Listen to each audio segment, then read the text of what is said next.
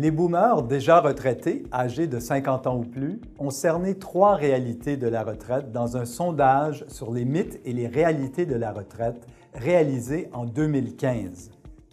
Je suis Pierre Saint-Laurent et je discuterai des 3 principales réalités qui semblent venir à l'encontre des attentes et des croyances fréquentes des générations qui suivent celles des boomers. 1. Les interactions avec les collègues l'emportent sur le chèque de paie. Les retraités ne s'ennuient pas de leur chèque de paie, contrairement aux pré-retraités, qui craignent que cet élément leur manque. Près de la moitié des répondants au sondage étaient de cet avis. Il semble qu'année après année, la réponse à cette question ne change pas. Pour plus de la moitié des retraités, ce sont les interactions avec leurs collègues qui leur manquent le plus du travail. 2. Prendre du temps pour soi plutôt que voyager. La majorité des retraités, 72 %, affirment occuper leur temps simplement à prendre du temps pour soi. Par contraste, voyager arrive au premier rang des réponses de la majorité des pré-retraités parmi les choses qu'ils s'attendent à faire à la retraite. Du côté des retraités et des pré-retraités qui ont une douce moitié, la majorité souhaite passer plus de temps avec cette personne, 66 % pour les deux groupes.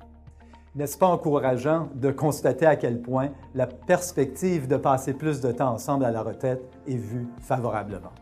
3. La retraite, pas nécessairement par choix.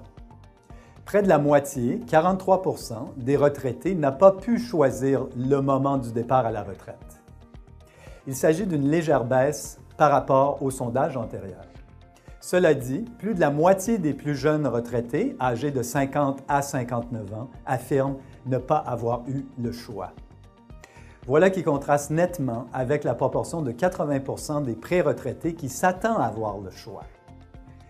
Il existe plusieurs raisons pour lesquelles autant de boomers ont dû quitter le marché du travail plus tôt qu'ils ne le souhaitaient, notamment pour des problèmes de santé, par nécessité d'agir à titre d'aidant naturel auprès de quelqu'un ou à la demande de l'employeur.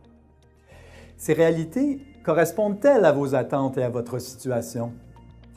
La remarque que l'on entend souvent chez les retraités concerne les regrets. On regrette, pour la plupart, les choses que l'on n'a pas faites et non celles que l'on a faites.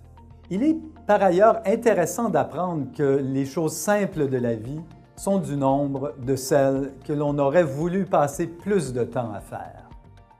Pourquoi ne pas intégrer à votre plan une stratégie pour en tenir compte? Transformez votre « si seulement » par « dès maintenant ». Ensuite, mettez la main à la pâte et la retraite signifiera alors envoyer promener les regrets. Organisez une rencontre avec un conseiller spécialisé en planification du revenu de retraite. Ce dernier vous aidera à mettre en place un plan qui vous conviendra dès maintenant et pour chacune des phases de votre retraite.